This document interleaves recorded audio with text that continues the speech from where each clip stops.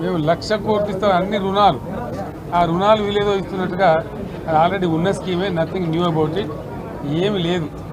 వెరసి issue as a whole.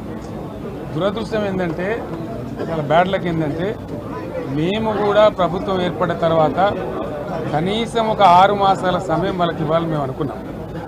నేను కూడా శాసనసభకు పెద్దగా రాలేదు, కానీ ఈరోజు బడ్జెట్ చూస్తే ఏ ఒక్క పాలసీ ఫార్ములేషన్ జరగలేదు. రాష్ట్రానికి సంబంధించినటువంటి ఏ ఒక్క విషయంలో కూడా ఈ అర్బక ప్రభుత్వం ఇప్పటి వరకు పాలసీ ఫార్ములేషనే చేసినట్టుగా కనపడతలేదు. వ్యవసాయం ఉంది, మాకు స్పష్టమైన అవగాహన ఉండే ఈ రాష్ట్రంలో వ్యవసాయ స్థిరీకరణ జరగాలని మేము 2 పంటలకు కూడా ఇచ్చినాం రైతు బంధు. వీళ్ళు ఎగ్గొడతామని చెప్తా ఉన్నారు.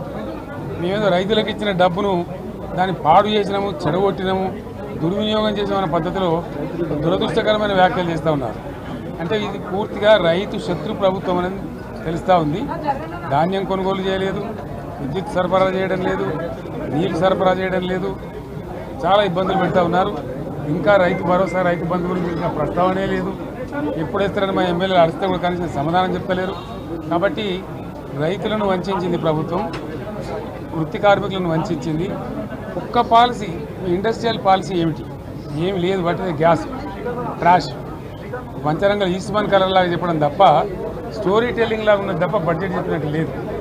రాష్ట్రంలో వ్యవసాయ పాలసీ ఏమిటి, పారిశ్రామిక పాలసీ ఏమిటి, ఐటీ పాలసీ ఏమిటి, ఇంకా ఇతర అనేక పాలసీలు, పేద వర్గాలకు సంబంధించిన పాలసీ ఏమిటి అనే దాని మీద ఏ ఒక్క దాని మీద కూడా గ్యాసు ట్రాషే తప్ప, చిల్లర మల్లర ప్లాట్ఫామ్ స్పీచ్ లాగా ఉంది తప్ప, అది బడ్జెట్ ప్రసంగం లాగా లేదు.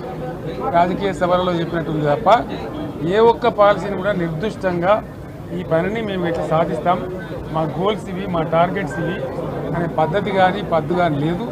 ఇది పేదల బడ్జెట్ కాదు, రైతుల బడ్జెట్ కాదు, యువల బడ్జెట్. ఒక స్టేషన్లో మీకు తెలుస్తుంది. భవిష్యత్తులో బ్రహ్మాండంగా మేము దీన్నంతా కూడా తీర్చి చెండాడబోతాం. Thank you.